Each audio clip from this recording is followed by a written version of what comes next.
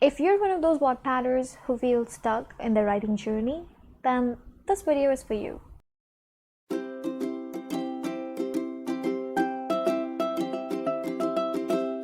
Hello there, welcome to my channel.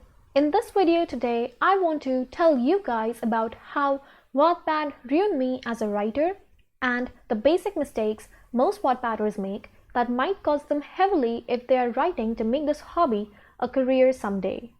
This video is what I wish I had when I started on Wattpad, or even when I had spent 2 to 3 years on the site.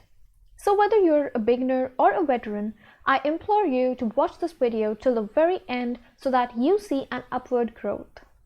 Before we get into the video, I want to make it very clear this video is in no way a shade on Wattpad as a platform, but instead this is about the practices that many Wattpadders follow in order to quickly gain reads, votes, and comments, which might be gratifying for the moment but are harmful in the long run. Also, I'm talking specifically about my experience with Wattpad, but I do think these points can be applied to other writing platforms as well. I'll start with talking about my own journey with Wattpad, the milestones I hit, and the places where I got stuck, and then talk about my takeaway from this entire journey, the mistakes I made that also a lot of people make, and what I should have done differently to achieve the results I wanted to see. With that out of the way, let's dive right in. My journey as a writer began in October 2012 when I first found Wattpad. It was the era when One Direction had become a global phenomenon and Wattpad was a small site flooded with 1D fanfictions. Before this, I had never read fanfictions, but now that I was a huge One Direction fan, I decided to give fanfics a chance and got instantly hooked. I read fics after fics for the first few months, after which I decided to write one of my own. Before this point, I had entertained the idea of growing up to be an author, but it had never felt real. However, Wattpad truly gave my dreams wings, and I decided to test the waters by writing a 50,000 words novel. I had written a few short stories and poems before this, but this was my first big project. I finished this novel in about 30 days, and once I was done, I felt a strong wave of accomplishment. It was after this I decided I want to pursue writing more seriously. And so I began putting out stories of different lengths for the next 2 years. The other major books that I wrote during this period were Falling from Cloud 9 and The Friendship Test. During this period, though I wanted my stories to be read by a lot of people, my priority was to be able to write a good book. All my stories belonged to the teen fiction or young adult category, and all of them were riddled with basic mistakes such as typos, grammatical errors, tense changes, etc. The stories didn't have much of a plot, and I knew nothing about writing a novel. So I began researching about what makes a good story and how to structure a novel. I started revising my stories and tried to make them better. I started using Microsoft Word for grammar and spelling checks, and also tried writing descriptions and painting a picture for the reader. In this period, the 1D fanfic garnered a good amount of reads, about 100,000. However, the other stories I wrote barely got any traction or response. People were stopping by my account only to read the fanfiction and not my original stories. And that's the reason why in 2014, I decided to delete this account and make a new one. I wanted to start afresh with a blank slate, and this time my goal was to write meaningful stories that people would read and hopefully love. This time I was going to take an entirely new approach to writing. I first spent some time coming up with the plot of the story and decided to only start writing when I had the entire thing figured out. I started making character profiles and also breaking down the plot in different events so that I could keep a track of what exactly I was going to write and where the story was heading. Again, for this book called The Wrong Note, I wanted to give myself a timeline in which I had to write the first draft. That's why I participated in NaNoWriMo for the first time. I managed to finish the novel in November, and it was this wonderful experience for me. I knew at that point I had written something a whole lot better compared to the garbage that I was writing earlier. and this motivated me to keep on going. I started revising the story and reading more about how to improve my writing. And two major flaws that I saw with all of my stories were: number one, not having a good plot, and number two, telling and not showing. So for the next 6 to 8 months, I tried to focus on these aspects and research more to be able to write better stories. However, I had reached this point where I was just not seeing any improvement in my writing. I was also reading famous Wattpad books, which were all being very well received, to try and understand why people were loving these books but weren't loving the ones I wrote. Slowly and slowly, I was feeling more and more dejected and losing interest in writing because it felt that no matter how much effort I put in, I just wasn't getting good enough. And then, on a whim, I decided to delete this account again and give up on writing altogether. However, I created another account on Wattpad because I was kind of addicted to it and wanted to continue reading stories. So one day, while reading different stories, I came across this book called 17 Imagines. Before this, I usually stayed away from K-pop fanfictions because, number one, there were very few fanfics in English at that time, and number two, most of them were very poorly written. But this Imagines book was very well written, and I found myself feeling very engrossed in this book. I loved the way the stories were told, but many times I found that the scenarios were super implausible, which actually made me want to write Imagines for some of my favorite K-pop boy groups that could be plausible and would feel more authentic to the readers.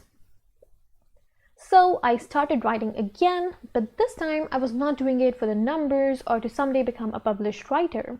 But instead, I was writing because I wanted to read these stories. And that actually made me a lot happier, and it made me want to write again. Once I had eased back into writing, I decided to write another novel that had been cooking in my head from quite a while called Jagged Edges. And I continued working on my Imagines and this book till 2018, after which I gave up on my writing again because I was feeling super burned out.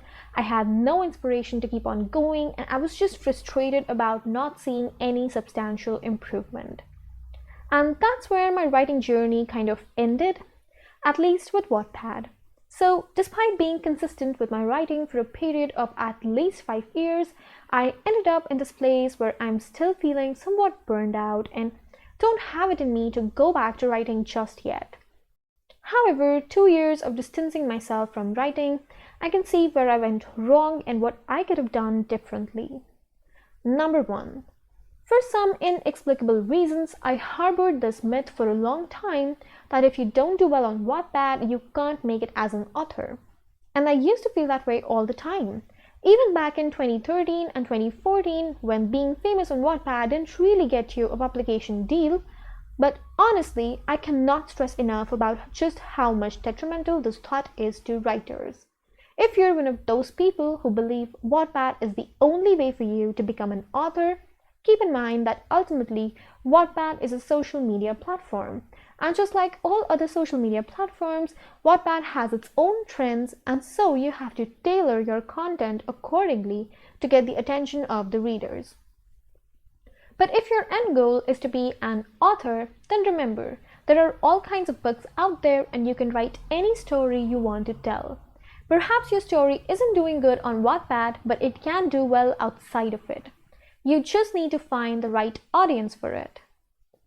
Number two, I used to be an avid reader before I found Wattpad, but after that I had slowly stopped reading books by published authors. After 2014, even when I tried sitting with a book in my hands, I would get easily distracted and feel bored. I was so used to scrolling on the screen and reading those bite-sized chapters that I didn't realize just how much I was stunting my own growth by not reading published books. And the problem I had with the show not tell technique was also a result of not reading enough books that actually implemented this in their writing. My vocabulary wasn't increasing, my writing style wasn't improving. Also, the problem I had with my plots, how they seemed so unoriginal and uninspired, was also because I wasn't subjecting myself to diverse and meaningful stories. This is something I realized in 2020 when I started reading again, and that just had a huge impact on my writing.